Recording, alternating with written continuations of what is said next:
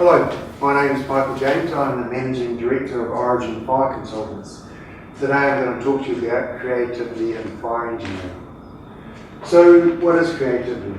Creativity is coming up with new ideas, those out of the box ideas. Creative fire engineering needs to be backed up by sound engineering design. I was talking to an architect recently on a project, and I said, you design something outrageously cool and original, and we'll work out how to make it safe. And before that, we were just sort of having an average conversation, and his eyes lit up, and he said, "Now you're talking my language," and he suddenly wanted my business card. He wanted to know how busy we were and what sort of projects we did. So I want to give you an example of a project where creativity was in action. This is the Pop-Up Globe Theatre. So Pop-Up Globe Theatre, this is a first one-off replication of the original Globe Theatre. Now the original Globe Theatre was all constructed of timber and it burned down. So the first thing you can sort of take from that, it probably wasn't that fire safe if it burned to the ground. It was the brainchild of Miles Gregory, and pop-up, the concept of pop-up, one day you wake up and it's there, and then the next day it's disappeared. So we were going to build this thing extremely quickly. His vision was that it would be a skeleton built of scaffolding and clad in plywood. So the plywood was easy to screw on and easy to take off, so you could pop it up somewhere else. When we got involved in the project, I looked at it and I thought, this plywood box full of timber, it looks just like a Boy Scouts fire. You've got all these holes in the bottom for the air to come in, and you've got this nice chimney effect out of the top. So, I guess that was our first fire safety challenge. Now, there was nothing conventional about this project. We didn't have design meetings in a boardroom around a table. We went into the Camel Space big workshop, and they mocked up a few of the seats that were going to be in the globe, and we all stood around and we talked. And so the first thing that we wanted to talk about was this plywood that was going around the outside. We suggested that maybe they could use plywood cement sheet, which was non-combustible, but that didn't really fit in with the pop-up concept because it easily breaks and crumbles. So we sort of bandied around all these materials, and then someone suggested corrugated iron. And I thought, wow, it's really getting a long way from the brief. But Miles Gregory, in his wisdom, he said, well, that could be a good idea. Because just imagine, we want to put our Kiwi stamp on this building, and corrugated iron would be the perfect stamp. It's definitely going to be Kiwi brewing. So we went for the corrugated iron. And you can see it there.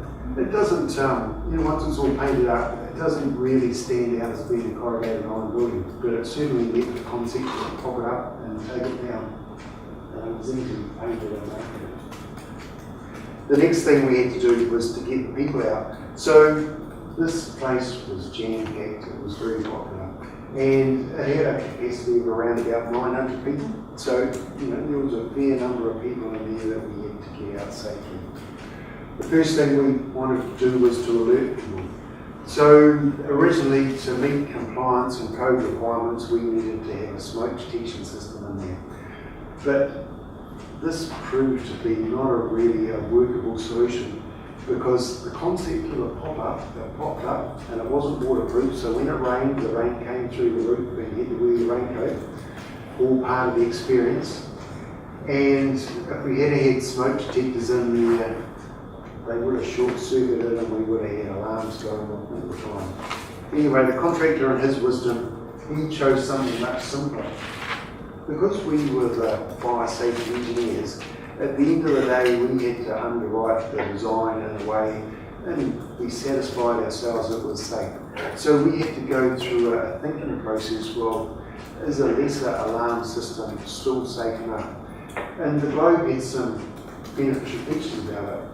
Being a theatre, it had a good view of the stage, and the stage had a good view of everywhere else. So if there was a fire, you would know about it very quickly.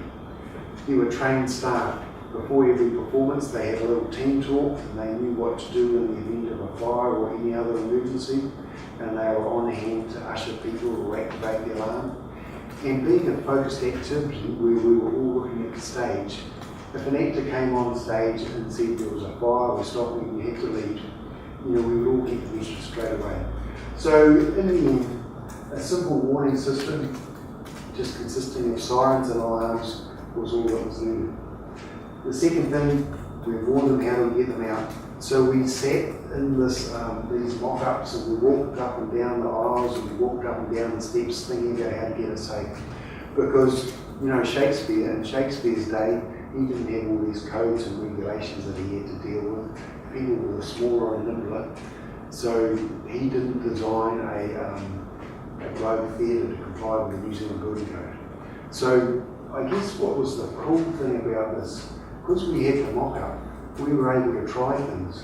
So, we took measurements and we shuffled things around. Every design we did something that would get changed slightly to see whether it would work. We built steps and put them in to see how they would work. And I guess throughout the design process we were continually tweaking it. And it was right up to almost the opening night, the day before, I was walking up and down steps and holding on to handrails just to make sure that it was fully safe and compliant. So at the end of the day, it popped up very quickly, it opened on time, it had a huge success. They had to extend the run period because it was so popular. It was safe, and there were no incidents. So what were the success factors for creativity? So as the engineer, we had to be open-minded. There were many stages along the process where we could have said, this just can't work, we can't demonstrate it complied. So we need to be open-minded, we need to be creative about how we assess that compliance. We needed to look at all the ideas that were generated by all the parties. We didn't come up with all the good ideas. Some people came up with some wildly crazy ideas, but we had to consider those ideas just in case they were good. And we had to work collaboratively as a team. If it had just been us driving the fire safety, we wouldn't have got quite the same result. And I guess at the end of the day, we had to back all those ideas up with some sound analysis and design to make sure it was safe, because we were the ones that were guaranteeing the safety. So it was a combination of collaboration, creativity from all parties, and supporting that creativity so that we could enable Miles Gregory's vision throughout the globe. I want to leave you with a short Shakespeare quote: to be creative or not to be creative? That is the question. So, in my mind, you definitely have to be creative. If you don't want to be creative, we can all live and work in concrete boxes, because those are absolutely safe. And you can't have a bed, you can't have your desk or anything. A nice sterile concrete box. So if we want to have homes and workplaces that we can enjoy being in, we need to apply our creativity to make them fit for purpose. Thank you.